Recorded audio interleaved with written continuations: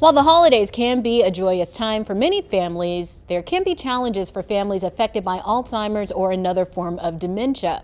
According to the Alzheimer's Association, there are 356,000 family members and friends across North Carolina who currently care for a person living with Alzheimer's disease. Karen Owens is the program manager for the Western Carolina chapter. She says from gifts to gathering, the holidays can be overwhelming. To plan ahead, that can be very helpful. Thinking about how do we maintain traditions while adapting those to meet the needs of the caregiver and for the individual living with the disease so that it's less stressful for everybody. Also, we want to think about how do we incorporate travel. Um, and do we need to have those gatherings in person, or would it be better to have a virtual aspect?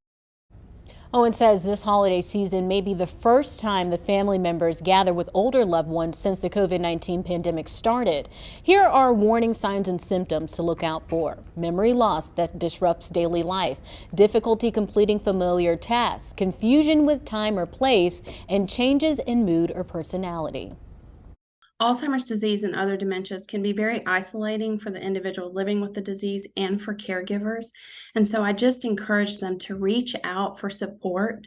There's lots of supports through the Alzheimer's Association in their community. And so just asking for help and reaching out for support, I think, is very valuable.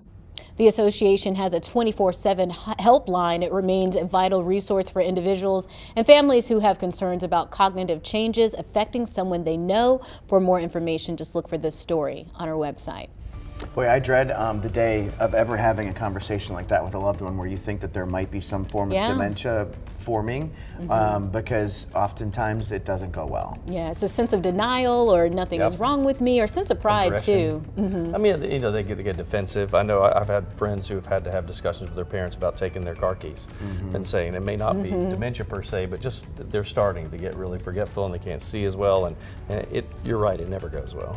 I'm hopeful that if I'm ever in that situation, that I will be more understanding and remember that they're doing it out of love for me, and that's the reason they're trying to help. But you never know until you're in that position. It's also important to think about the caregiver as well. It can be very overwhelming and very, taxing on your emotions. So Owens was saying a good thing you can do is if you know someone is a caregiver, give them your time, maybe sit with their loved one, maybe go run an errand for them, because it's important that caregivers take care of themselves during this time or too. Or they can't take care of the people they need to take care of. Yeah. Yeah, it goes right down the line.